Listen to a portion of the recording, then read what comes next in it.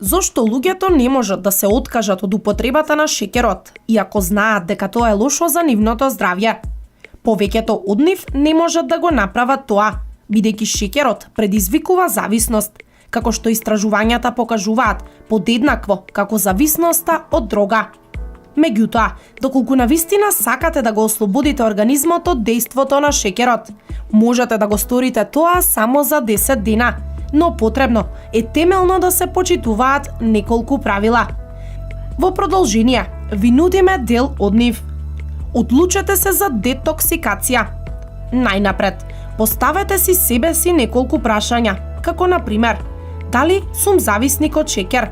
Дали се чувствувам добро кога јадам шеќер? Дали копнеам по шеќер и јаглехидрати? Овие прашања ќе ви помогнат да го утврдите вашето ниво на зависност и добро ќе ве подготват за борба за ослободување од шеќерот. Избегнувајте ги сите напивки кои содржат калории. Калориите од течностите се полоши од калориите од цврстата храна, бидејќи побрзо се апсорбираат во телото и предизвикуваат пораст на шеќерот во крвта. Пијалаците полни со шеќери, како што се газираните сокови и овошните сокови, се поврзани со дебелењето и дијабетесот тип 2. Целосна абстиненција. Зависноста од шеќерите не е возможно да ја надминете со умерена консумација. Потребна е целосна абстиненција. Консумацијата на мали количини шеќер ќе направи збрка во целиот процес на детоксикација. Согласно со ова, треба да се чувате од триковите кои ги користат некои произведувачи, бидејќи на своите декларации делумно избегнуваат да ги наведат адитивите кои ги користат. Јадете повеќе протеини. Протеините ќе помогнат да се одржува нивото на шеќерот во крвта, а воедно и ќе ја намалат желбата за сладко. Потребно е да внесувате протеини преку производи кои во најголемо количество ги содржат, и тоа во рамките на секој оброк. Користете ги мастите во борбата против сладките. Како што покажуваат новите истражувања, мастите не предизвикуваат дебелење. Под ова се подразбираат здравите масти, како што се маслиновото и ленено масло, оревите, авокадото, рибата. Тие, исто како и протеините, ќе направат да се избалансира нивото на шеќер во крвта. Јадете вистински јаглехидрати. Пожелно е слободно и во неограничени количини да јадете разни видови зеленчук, а и да ги избегнувате сите скробни јаглехидрати, житарките и мешунките во рок од 10 дена. Имајте план за вонредните ситуации. Кога некогаш ќе почувствувате огромен глад, поради зафатеноста во тој момент, можеби е невозможно да си обезбедите здрав оброк. Најдобар план во текот на 10-дневната детоксикација е да носите здрава ужина со себе. Избегнувајте глутен и млечни производи. Потребно е 10 дена да абстинирате од глутенот и производите кои го содржат, како и од сите производи кои се произведени со млеко. Овој вид храна може да предизвика воспаление и желба за внесување калории. Недостатокот на сон доведува до хормонален дисбаланс и зголемен апетит, додека истовремено ја намалува и волјата. Потребно е секоја ноќ да си обезбедите 7 часа квалитетен непрекинат сон.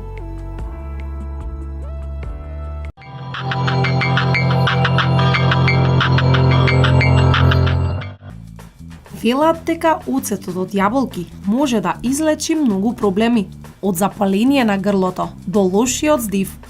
Еве во продолжение ќе откриеме на што се делува овој оцет. Го намалува шеќерот во крвта.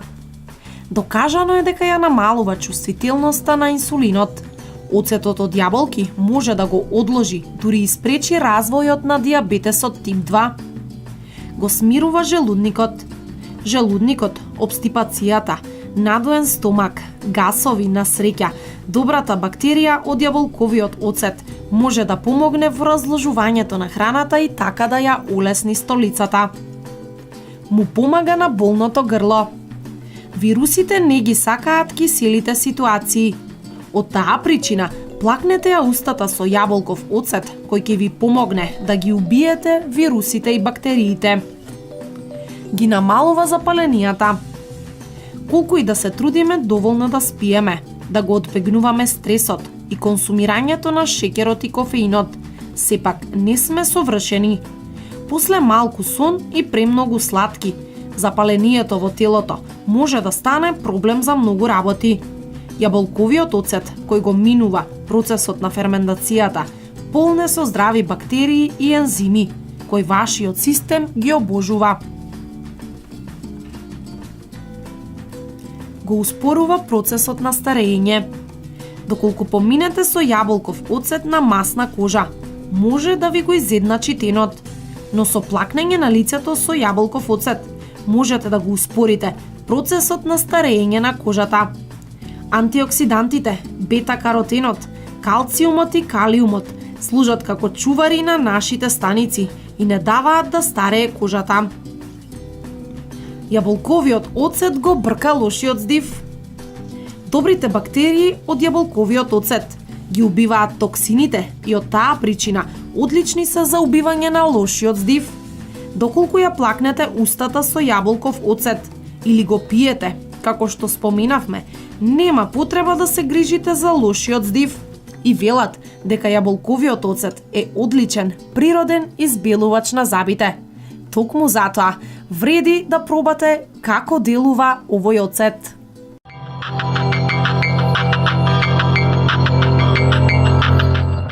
Кога последен пат сте ја провериле функцијата на вашата тироидна жлезда?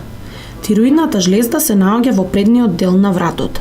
Таа произведува два мощни важни хормони – тироксин и триотиронин, кои влијаат на голем дел од процесите во човечкото тело, меѓу кои метаболизмот, телесната температура и работата на срцето, како и нормалниот раст и развој кај децата.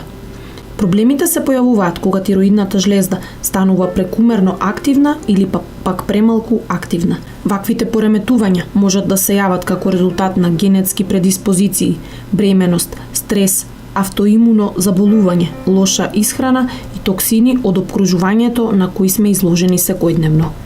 Доколку пореметувањата на тироидната жлезда не се лекуваат навремено, можат да доведат до покачување на маснотиите во крвта и да го зголемат ризикот од срцев или мозочен удар. Ако хормоните на оваа жлезда опаднат екстремно, може да настапи дури и состојба на кома. Намаленото лачење на хормони на штитната жлезда, хипотиреозата, може да предизвика симптоми како што се промени во менструалниот циклус, сува кожа и кршливи ногти, чувство на трнење во рацете и прстите и обстипација.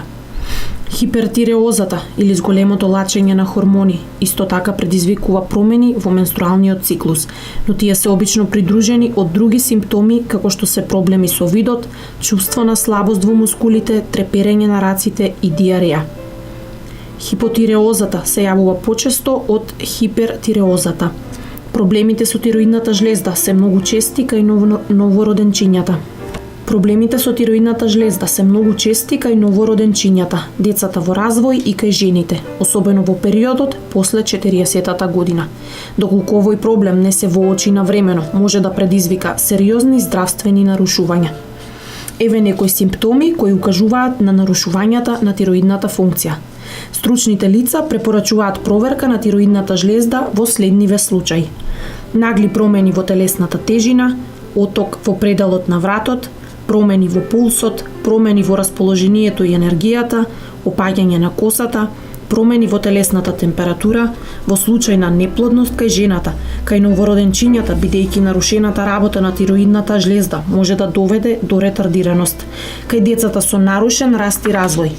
Ако веќе се лекувате од болести на тироидната жлезда и сте на терапија со синтетски антроиродни лекови или со тироксин.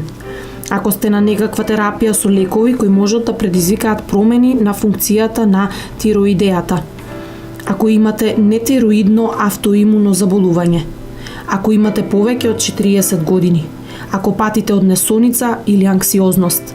При промени на кожата. При покачени масноти и ензими на црниот дроб. Превентивна контрола за канцер на тироида. Заради ризиците кои ги носат пореметувањата на тироидната жлезда, многу е важно тие да се детектираат што е можно поскоро, со што пософистицирана опрема и реагенси со цел да се заштитите навреме.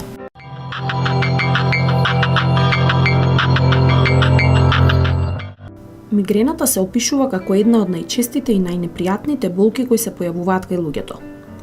Главните карактеристики по кои може да ја препознаете се умерени или силни главоболки, мачнина, повраќање, преголема чувствителност на звуци и светлина. Луѓето кои патат од вакви болки често посегнуваат по силни аналгетици за да ја ублажат болката, но тоа понекогаш има и несакани последици, како имуност на одреден лек или пречувствителност на желудникот. Токму затоа би требало да се обидете да ја намалите болката преку некои од следниве алтернативни методи кои не вклучуваат земање на какви било таблети. Токму затоа би требало да се обидете да ја намалите болката преку некои од следниве алтернативни методи кои не вклучуваат земање на какви било таблети. Сок од грозје. Истражувањата покажале дека сокот од грозје може да ја ублажи болката. Овој сок можете да го направите и сами. Ставете во блендер свежо грозје и додадете малку вода и веќе имате здрав сок кој не содржи вештачки шеќери и конзерванси. Јаткасти плодови. Голем број од јаткастите плодови ја содржат супстанцата солицин, која се користи во фармацевската индустрија како значаен елемент на лековите против болка. Затоа, ако патите од чести мигрени, обидете се да ги ублажите јадејќи по една рака ореви или лешници на ден. Ѓумбир. Ѓумбирот е познат како здрав зеленчук кој би требало почесто да биде на вашето мени. Сепак, за да биде делотворен при појава на мигрена, би требало да го јадете свеж и необработен. Постојат истражувања кои покажале дека коренот од ѓумбир го стимулира производството на липиди во клетките, соединенија кои учествуваат во изградбата на клеточните мембрани, во создавање на врски помеѓу клетките, во преносот на нервните импулси, во формирањето на резерви на енергија и заштитата на телото од механички повреди. Мисиркино месо. Мисиркиното месо содржи триптофан, аминокиселина од која се составени протеините и која го стимулира производството на допамин во мозокот. Допаминот е супстанца која праќа сигнали на задоволство и возбуда во мозокот. Триптофанот покрај тоа помага и во создавањето на серотонинот, хормон кој е од суштинско значење за релаксирање на телото, намалување на вознемиреноста, загриженоста и нервозата.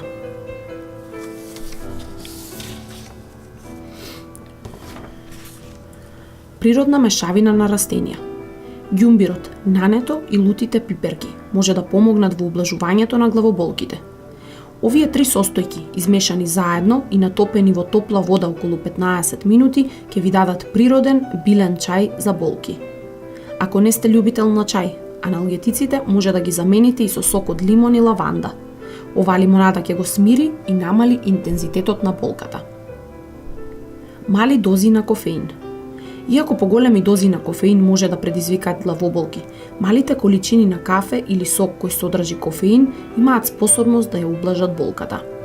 Напијте се кафе веднаш штом ќе ги почувствувате првите симптоми на мигрена, но не претерувајте, бидејќи повеќе кофеин може да ја влоши болката. Масажа на вратот и главата. Лесната масажа на вратот и главата ќе го стимулира протокот на крв во мозокот, што помага да се опуштите и да се намали болката. Ваквите масажи можете да ги доверите на некој професионалец, но можете и сами да ги направите дома. Стимулација на одредени точки на телото. Денес голем број експерти се занимаваат со ова прашање. Се верува дека секоја точка на телото игра улога во регулирањето на било какви здравствени проблеми. За почеток, посетете специјалист, а потоа ќе бидете во можност и сами да си помогнете, бидејќи вие најдобро го познавате вашето тело. Терапија топло-ладно. Загревањето или ладењето на болните места може да помогне да се ублажат тегобите. За да дознаете дали во текот на мигрената повеќе ви одговараат топли или ладни облоги, испробајте ги и двете опции. Ако го загревате болното место, мускулите на истото ќе се опуштат и болката ќе се намали. Од друга страна, ладните облоги може да ги умратват деловите на телото каде болката е најголема, што е, се разбира, привремено решение. Затемнета просторија. Мигрената дополнително ја вложуваат сензорните дразби. Светлината е една од најнепожелните. За да ја олесните болката, затемнете ја собата колку што е можно повеќе. Ако треба да се движите надвор, носете темни очила за сонце. Леките исто така може да ги заштитат очите од светлината. Но за да не погрешите, најдобро е прво да се консултирате со експерт.